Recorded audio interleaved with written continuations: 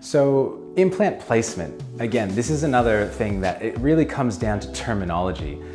Very simply, going in front of the muscle, that's easy. You know, there's no question about it. The implant's in front of the muscle. That's gonna give you a little bit more of an artificial look because the tissue that's covering the implant is quite thin in most cases, especially if you're very lean. So you're gonna see the top of the implant.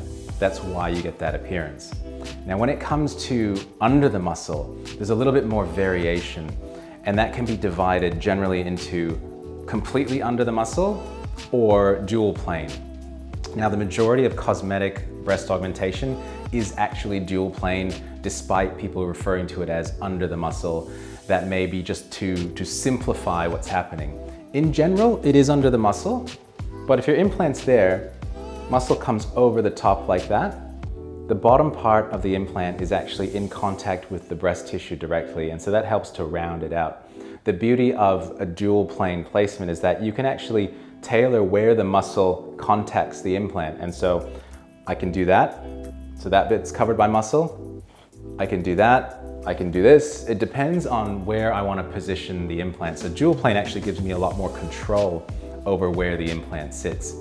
Now, under the muscle, or completely under, requires the implant to sit on the ribs and be covered up by muscle. If your pec muscle comes over like this and there's an opening here that you don't want, I'm actually going to have to lift up your serratus muscle from your ribs to cover the bottom of the implant.